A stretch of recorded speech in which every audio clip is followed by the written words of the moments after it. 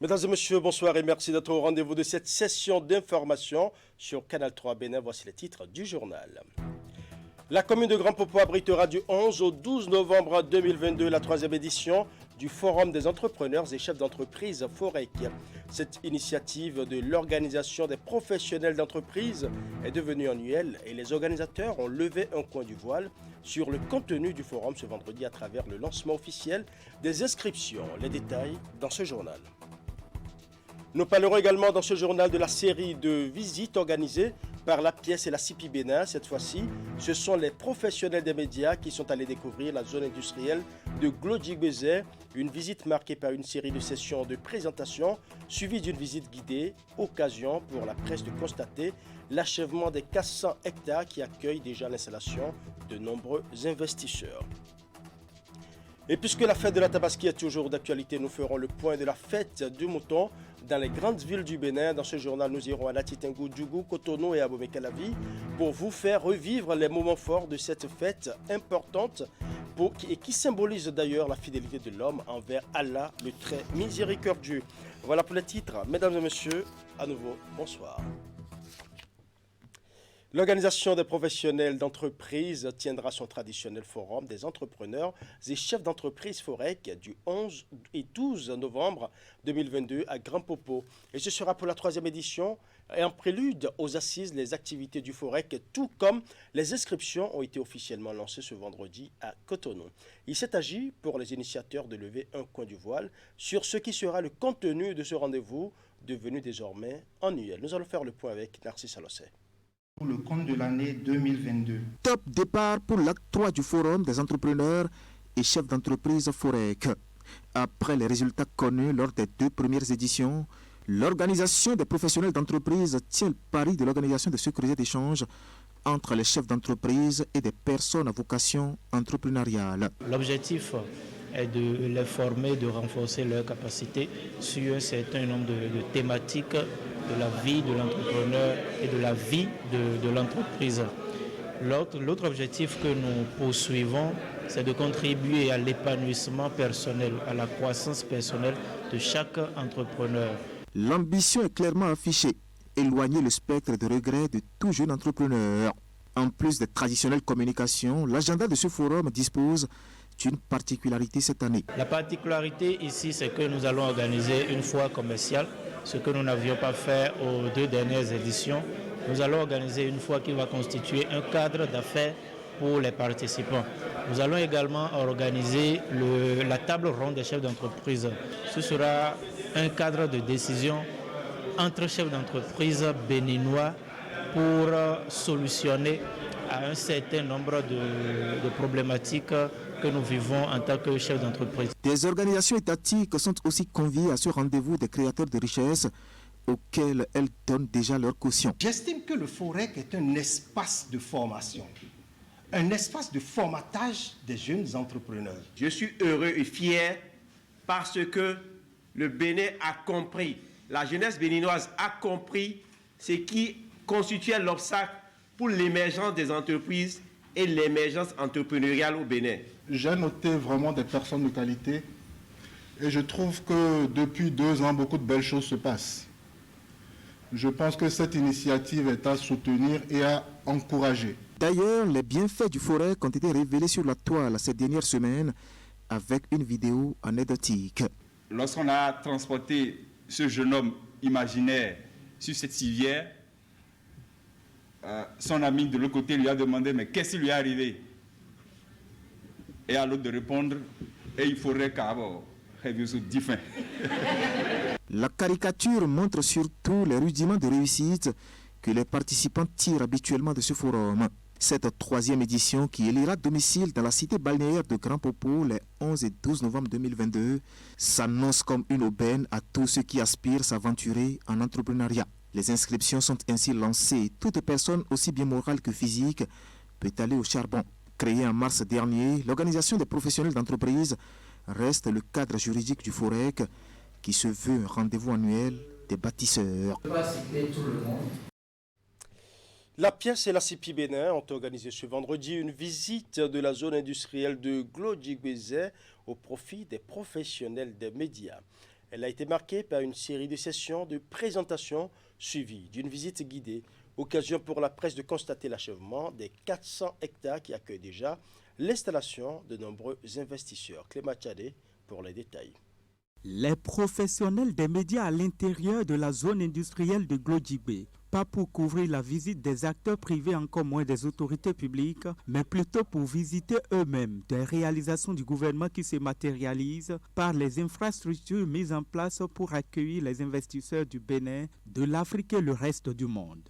Une manière pour l'APS et la CIPI Bénin SA de faire la promotion de la zone économique spéciale à travers les hommes des médias, vecteurs de l'information crédible. Avant l'étape de la visite guidée proprement dite, les responsables de l'APS et de la CIPI Bénin SA ont d'abord présenté le projet via son niveau de réalisation, ses implications économiques et sociales pour le développement. S'en sont suivies les phases de visite débutées par la zone commerciale et administrative, de même que quelques chantiers des 23 investisseurs ayant déjà occupé les 400 hectares aménagés. L'autre phase importante du parcours des journalistes est la visite des unités industrielles déjà opérationnelles. Pour nous, c'est un élément important que les journalistes puissent venir se rendre compte de cette opportunité de manière à ce qu'ils puissent relayer auprès de la jeunesse l'ensemble des informations qu'ils auront réussi à recueillir ici dans la zone économique spéciale de Glodjibé. L'idée, c'est de dire à la jeunesse qu'il y a beaucoup d'espoir aujourd'hui avec ce plan ambitieux du gouvernement qui va permettre aujourd'hui de créer à peu près 350 000 emplois dans la zone et de dire à la population que nous avons besoin en fait de ressources humaines pour faire en sorte que notre pays puisse vraiment se développer dans ces lignes de force que sont le textile, la noix de cajou et la transformation, notamment dans ce qui concerne la transformation agro-industrielle.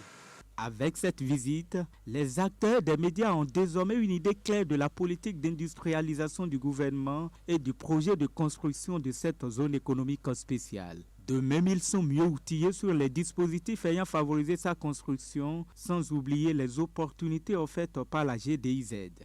Nous avons des jeunes qui sont en train d'être formés au métier du textile, à la confection de vêtements. Dans à peu près 2 mois, nous allons pouvoir vendre à peu près 1 million de pièces de vêtements fabriquées en République du Bénin. Nous ne sommes pas au Bangladesh, nous ne sommes pas en Éthiopie, mais en République du Bénin. Ça, c'est très important parce que nous avons commencé dans cette zone la transformation de notre économie. Nous allons pouvoir changer le paradigme économique des Béninois, créer plus d'emplois, plus de richesses, et c'est ça qui est le plus important.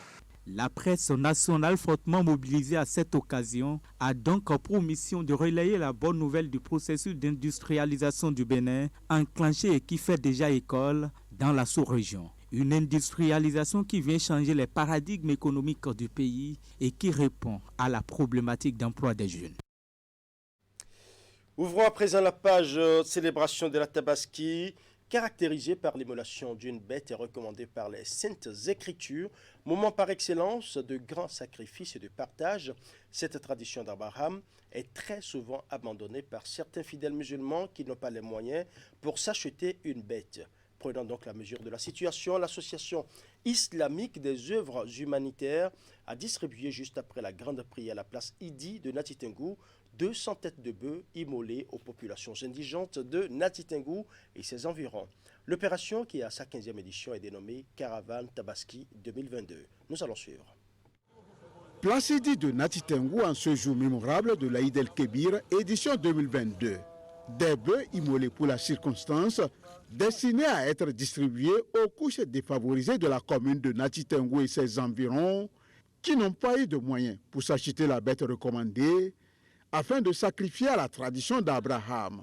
C'est la Caravane Tabaski 2022, une initiative purement sociale et charitable de l'Association islamique des œuvres humanitaires basée à Natitengou. Grâce à l'appui de ses partenaires turcs, cette association confessionnelle et apolitique permet aux personnes indigènes de la cité de célébrer la Tabaski dans la convivialité. L'événement de ce jour est dénommé Caravane Tabaski 2022. Et cette caravane consiste à distribuer la viande et les bêtes aux pauvres, à ceux qui n'ont pas les moyens d'acheter les bêtes, pour qu'ils fêtent dans la joie comme tout le monde. Et c'est pour cela l'Association islamique des œuvres humanitaires, nous organisons cette caravane chaque année, disons depuis 15 ans que nous organisons cette caravane pour que tout le monde ait un peu et fêter dans la joie. Au-delà de la cité de Nanto et ses environs, une vingtaine d'autres communes à l'échelle nationale bénéficient de cette œuvre. Si au total, un peu plus de 800 têtes de bœufs ont été mobilisées pour être distribuées au plan national, la commune de Natitengwa, elle seule, s'en sort avec 200 têtes, au grand bonheur des bénéficiaires. C'est l'association AIOH qui nous a appelés de venir ramasser les bœufs pour Tabaski, pour aller partager ceux qui n'ont rien au village, avec les gens qui sont en Tangueta. On remercie Dieu. Les bœufs que l'association AIOH nous a fait un don. Chaque année, il faut un don pour aider les pauvres. Ceux qui ne peuvent pas acheter les bœufs ou bien les moutons pour faire Tabaski, ils sont là pour nous aider. Nous les remercions énormément. On les souhaite bonne chance. Une fois ces bêtes acheminées vers les localités d'accueil, les gigots sont distribués aux populations cibles. Avec ces petits gestes-là, ça nous aide à fêter avec nos enfants. Nous sommes tous en joie. Tous en joie, c'est comme si on a aussi tué des bêtes. Donc on rend vraiment grâce à Dieu. L'association ne fait que prier pour eux chaque année pour que ça soit plus que ça. Grâce à cette viande qui vient d'être distribuée, chacune de ces femmes, une fois dans son ménage, partagera de bons moments de fête de Tabaski au même titre que ceux qui ont immolé leurs bêtes. Alors à présent à Cotonou, plus précisément au quartier Akwakwa, où les fidèles musulmans se sont mobilisés à la place Idi pour prier Allah le très miséricordieux. Parmi eux, le ministre d'État chargé du développement et de la coordination de l'action gouvernementale, Abdoulaye Biotchane. Ils ont ensemble, avec l'imam Ousmane Ibouraïma, prié surtout pour la paix au Bénin. Nous allons suivre.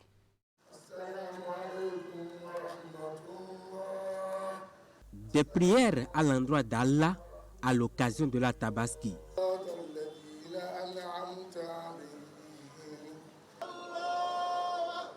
À cette séance, une personnalité pas des moindres, Abdoulaye Biotchane, ministre d'État chargé du développement et de la coordination de l'action gouvernementale. Je veux d'abord saluer l'imam, le remercier pour le sermon qu'il a fait tout à l'heure, qui nous rappelle le sens de la fête, de la célébration que nous observons aujourd'hui, qui est le sacrifice suprême qu'un homme, et à l'époque, le prophète Ibrahim, a fait. Et c'est ce sacrifice-là qui nous est rappelé, en même temps qu'il nous rappelle le sens du partage qui doit nous animer un jour comme celui-ci. À cette place, Idi d'Akwakwa, le prêche de l'imam Ousmane Ibouraïma porte essentiellement sur la paix.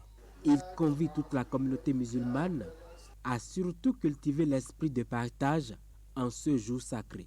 J'ai fait appel à un enseignement du prophète Mohammed sallallahu alayhi wa sallam, à qui les compagnons ont demandé quel serait leur mérite, leur récompense sur l'immolation de cette bête. Le prophète les a répondu par inspiration divine que vous aurez sur chaque poil que contient chaque bête que vous avez immolée, vous aurez une récompense. Allez-y alors comptez le nombre de poils qui se trouvent sur chaque bête et revenez, moi veut dire le nombre que vous avez vu. Ce qui veut dire que les bénédictions qui vont nous échoir sur cette immolation sont incommensurables. Donc j'ai imploré cette bénédiction sur tout le peuple béninois, sur le gouvernement et la tête aussi, le chef de l'État. Voici donc l'acte suprême qui caractérise la célébration de la Tabaski, l'immolation de la bête après la grande prière. Elle donne ainsi le top de la fête dans les ménages musulmans. Et toujours dans la dynamique de la célébration de l'Aïd el-Kébir, une grande prière a été dite à la mosquée centrale de Godomé. Les fidèles musulmans venus nombreux ont prié pour la paix pour la nation béninoise. L'imam de la mosquée centrale de Godomé, dans son prêche, a insisté sur le respect des obligations prescrites par Dieu. Reportage. La petite pluie de ce samedi matin n'a pas eu raison de leur foi. Les fidèles musulmans de l'arrondissement de Godomé ont sacrifié à la tradition de la grande prière de l'Aïd el-Kébir. Ici, dans le plus grand respect des vertus religieuses, l'imam a prié pour que la joie illumine le cœur de ses fidèles et qu'Allah le tout miséricordieux accepte le sacrifice de toute la communauté musulmane. Dans son prêche, l'imam mettra un accent sur le respect des obligations prescrites par Dieu. Des obligations de tout ce que Dieu nous a obligés et nous a ordonné. Le respect à la prière, le respect au jeûne de Ramadan, le respect à aller à la Mecque pour ceux qui ont les moyens, le respect de tout ce que Dieu nous a recommandé. Faire du bien aux autres et ne pas faire du mal aux autres. Ibrahim alayhi salatu wassalam, lorsqu'il a vu dans son rêve de sacrifier son fils Ismaël, qu'est-ce qu'Ibrahim a fait? Qu'est-ce qu'Ibrahim a fait? Le Coran nous dit Ya qad saddaqta ar-ru'ya inna kadhalika najzi al-muhsinin.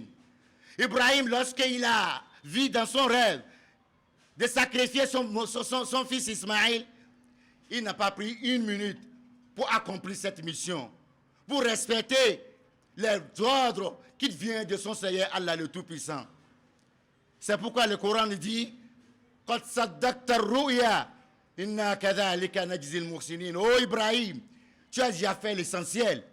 Tu as déjà su ce que nous avons demandé. Inna kadhalika najzi al-muhsinin.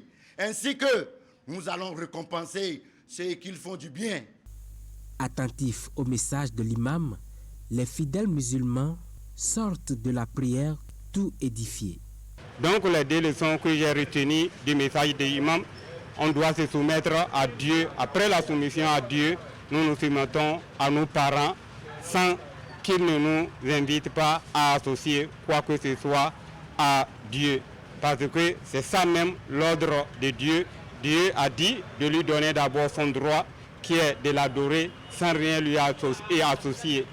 Nous avons également prié pour la nation, pour que Dieu nous aide à vaincre ceux-là qui utilisent le nom de l'islam pour faire du mal, pour faire du djihadisme. Nous prions pour que notre pays puisse vaincre ce phénomène. Nous avons prié pour toute la nation, pour la paix, pour que Dieu amoindrisse la souffrance des populations. Et nous aussi, nous rentrons chez nous pour immoler nos bêtes en respect des consignes de Dieu. Nous allons immoler et par la suite partager avec les amis. À la fin de la prière, un mouton a été immolé en signe de sacrifice en ce jour sacré. Les fidèles musulmans de la cité de Nanto ont aussi sacrifié à la tradition ce samedi. Sous la direction d'El Hadj Nouruddin Sani, imam central de Nati Tengou, ils ont pris d'assaut la place Idi de leur localité pour la prière de l'Aïd el-Kébir. À l'occasion de cette prière à laquelle ont participé des autorités politico-administratives et religieuses, le guide spirituel a attiré l'attention sur la nécessité de scolariser les enfants. Un bélier a été immobilisé à la fin de la prière par l'imam, signe que les fidèles peuvent aussi le faire dans leurs maisons respectives. Nous allons suivre. Place Idi de Nati Tengou ce samedi matin, des fidèles musulmans venus sacrifier à la tradition d'Abraham à travers cette célébration de l'Aïd el-Kébir. Pour la circonstance, et comme le demande le Saint-Coran, la prière dirigée par l'imam central de Nati Tengou, El Hadj Nouruddin Sani Mohamed, a démarré par 2 rakats.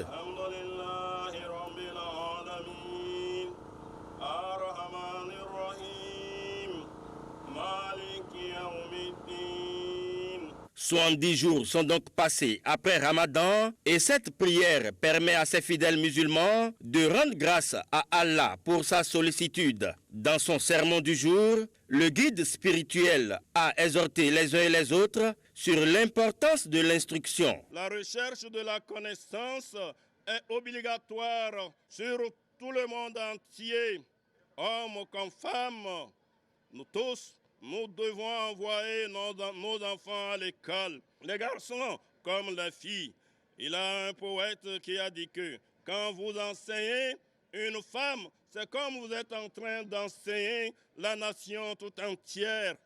Oui, notre prophète Mohammed sallallahu alayhi wa sallam a dit que la recherche de la connaissance est obligatoire sur tous les musulmans et musulmanes. Message apprécié par autorités politico-administratives et chefs religieux présents à cette prière. La communauté musulmane a vu clair qu'il faut encourager l'école, qu'il faut encourager la connaissance.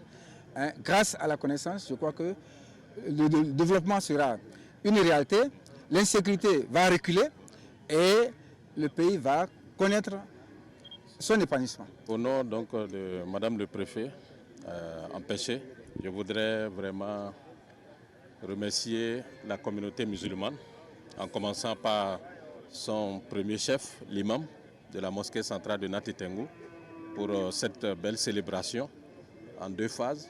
D'abord les 2 rakats, ensuite le sermon plein de leçons qui invite nos populations d'envoyer nos enfants à l'école pour que notre département puisse concurrencer les autres départements au résultat.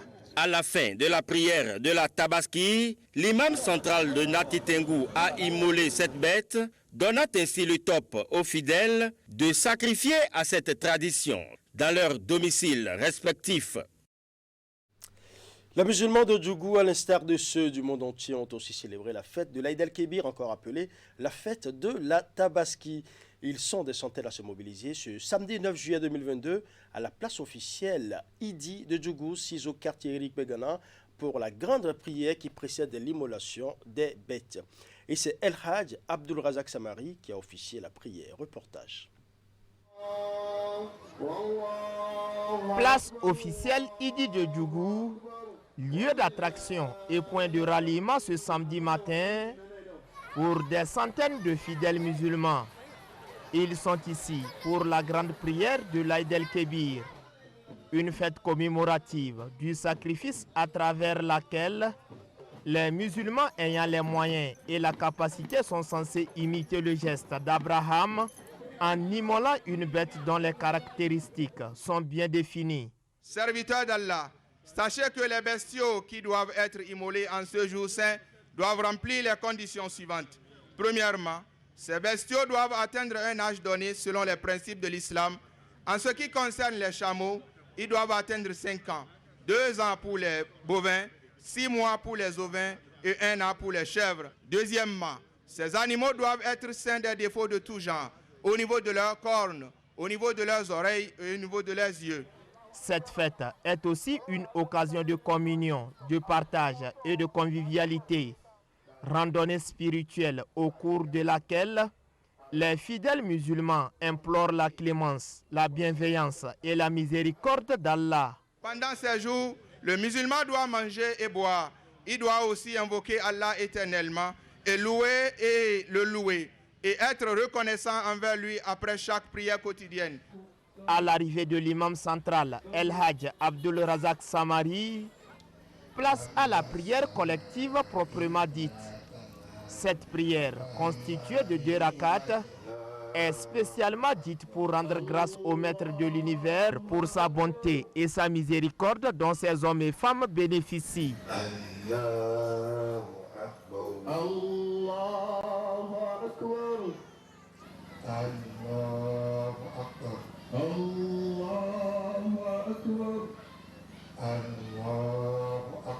Après cette prière, le sermon est dit par l'imam célébrant qui exhorte les fidèles musulmans à poser les actes qui raffermissent leur foi.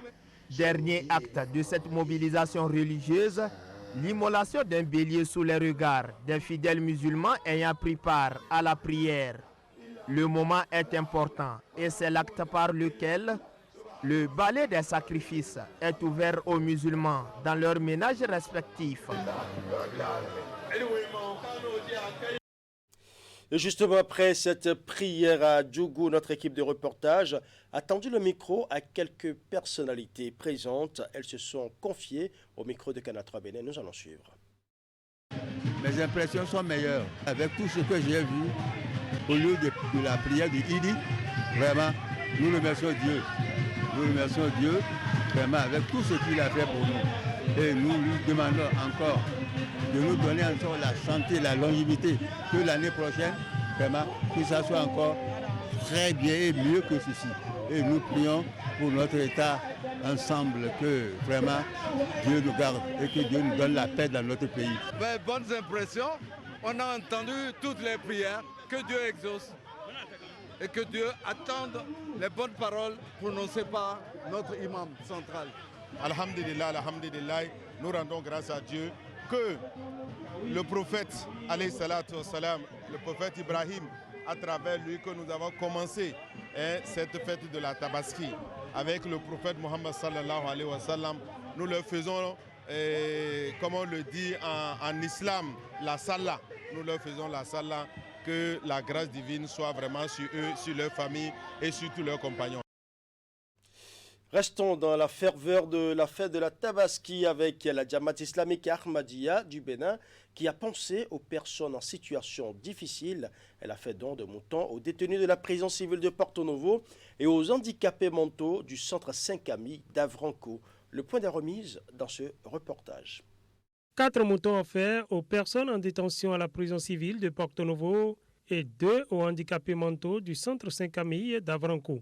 Cet acte est accompli par la Jamaat islamique Ahmadiyya du Bénin pour permettre à ces personnes en situation difficile de partager ensemble la joie de la Tabaski telle que voulue par la foi islamique. Depuis près de 10 ans, nous venons ici à l'approche de nos fêtes, comme la petite fête, comme vous savez, le Ramadan, et aussi maintenant la Tabaski. Comme c'est la fête de moutons, comme on a l'habitude de dire, on leur offre quelques moutons. Le don d'un islam, ça fait partie des 5 piliers de l'islam. Parce qu'on appelle quelque chose la zakat. C'est obligatoire. Ce n'est pas quand tu en as, même jusqu'à ce que notre prophète nous a dit, la zakat par exemple, si tu as quelque chose, c'est au moins 2,25 francs sur 1000 francs, 2,5%. Donc ça, vous voyez l'importance du don.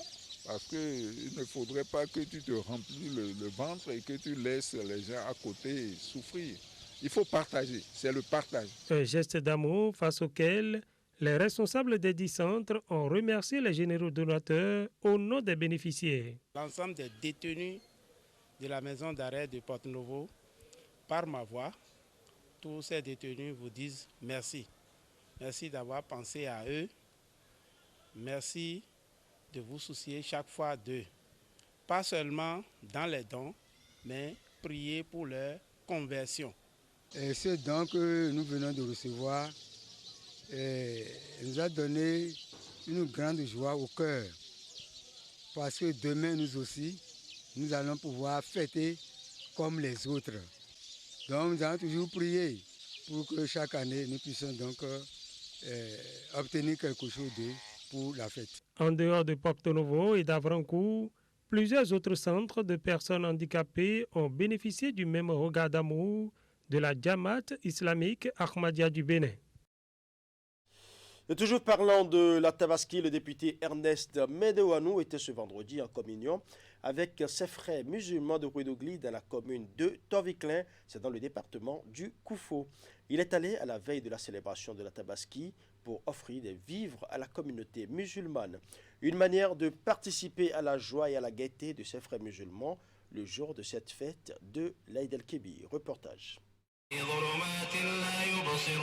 Vendredi 8 juillet 2022, il est presque 14h. Un invité surprise est au milieu de la communauté musulmane de Rouedogli, de la commune de Torviclin, en pleine prière. Il s'agit du député Ernest Medewanou, qui est venu communier avec ses frères musulmans et leur offrir de quoi célébrer dans 24 heures l'Aïd el-Kébir, la fête de la Tabaski. Vous savez que je ne viens pas à ces occasions soutenir les miens parce que j'attends un service en retour. Tout juste vous voir en joie et moi j'ai mon bonheur. Le don soigneusement emballé dans des cartons est composé de vivres. 2 bœufs accompagnent ce geste de générosité et d'amour fraternel. après le jeûne, après vos prières, il ne faudrait pas que le jour de demain qui constitue un jour, un grand jour de joie pour vous, qui est de la tristesse dans une famille. C'est pourquoi je viens ici, pour que demain là, toutes les familles musulmanes de Tovy aient effectivement la manifestation de la réjouissance. C'est un geste qui est venu à point nommé. Le moment est un peu criard et tout le monde est en train de parler de la cherté de la vie. Et il est venu pour soulager plus de 100 familles avec 2 bœufs. Les cartons sont remplis de vivres. Vraiment, nous manquons les mots. Nous manquons les mots pour lui dire merci. Allah, le Tout-Puissant, le remercie de notre part et le bénit davantage. Ernest Medewanou est un député élu dans la 12e circonscription électorale que forment les communes de Dogbo, Lalo et Tovy-Clé. Il a saisi cette occasion pour encourager la communauté musulmane à continuer de prier pour le Bénin et ses dirigeants. Je vous prierai de vraiment prier pour celui qui dirige le Bénin aujourd'hui, le président Talon, pour tout ce qu'il fait, les réformes courageuses qu'il a enclenchées pour un bonheur efficace à notre nation. Nous souhaitons que cette fête de cette année soit placée sous le signe de l'amour. Oui, l'honorable n'est pas musulman, l'honorable n'est pas en politique, il n'est pas en campagne, mais vraiment il a témoigné qu'il est digne fils de Tovy-Clé, qu'Allah le soutienne comme il nous a soutenus. Des familles repartent de cette cérémonie fort simple, la joie au cœur et rassurée de célébrer avec faste l'Aïd el-Kébir 2022. Voilà, ainsi se referme ce journal que je vous remercie d'avoir suivi. Tout le plaisir était pour moi de rester en votre compagnie. Bonne soirée à chacun et à tous.